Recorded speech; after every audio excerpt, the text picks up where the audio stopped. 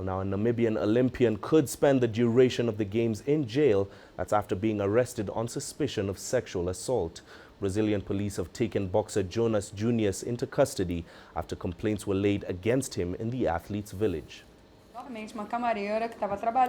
The complaint is from a waitress working in the Olympic athletes' village. She says she was cleaning the corridor outside the athletes' room when he approached her from behind and kissed her on the neck. When she pushed him away, he tried to kiss her on the mouth.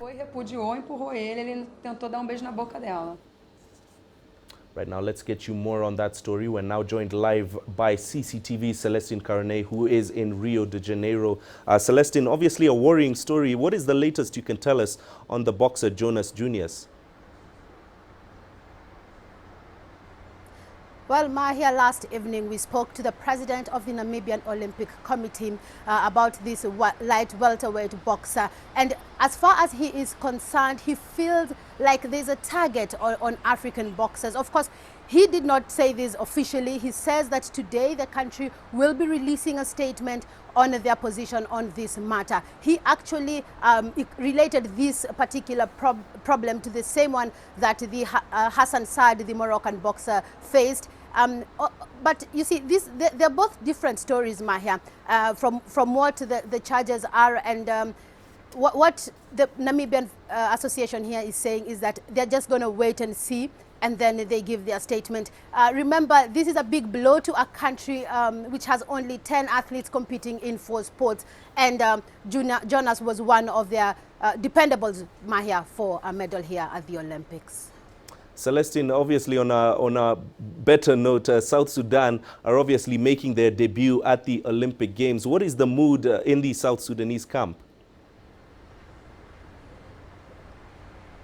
Of course, Mahia, as you can imagine, there's a lot of excitement in the South Sudanese camp. There may be only 3 athletes competing for the country as they begin their campaign in the Olympic Games for the very first time. But they are very excited, and they say that this is what they can use to build on to the future, Mahia. We spoke to the chef de mission for the South Sudanese team. It is a historic moment, not for me alone, but the whole country. People are celebrating and they are happy back home because of the presence of South Sudan in the Rio de Janeiro and Olympic Games. Of course, for the first time we are here, but they are giants in the field of athletics. But it doesn't mean that we will undermine our players. They will do their level best to compete with them. The irony of these Olympics, however, is that there are more South Sudanese in the refugee team than there are actually from South Sudan. Do you foresee a situation one day that there will no longer be South Sudanese in the refugee team? That is true. The athletes in the refugee team, they are more. But also we are wishing them a happy performance and best performance during the competition. Because also they see South Sudanese, and they will also in the near future, they will come back home because peace is already there under implementation.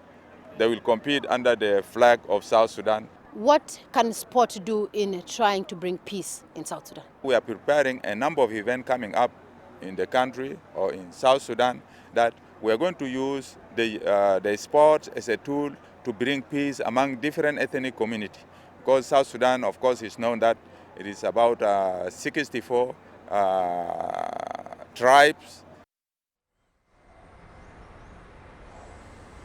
Well, Mahia, even as the South Sudanese wait for the track and field program to start here at the Olympics, remember there was a bit of controversy surrounding the selection of their team, with one of their athletes who actually, Chel, who actually competes out in Australia, saying that he was dropped out 8 days to the official start of the games via email. And the South Sudanese officials, however, are saying that as far as the selection of the team goes, they do not wish that Chel would quit track and field. That is what he has threatened to do after missing that position in the South Sudanese team. They're saying that they're looking to the future. They're looking to 2020, where they hope to put a bigger team at the Olympic Games. And so they hope that the young man can actually hang in there and compete for the country come 2020, Mahia.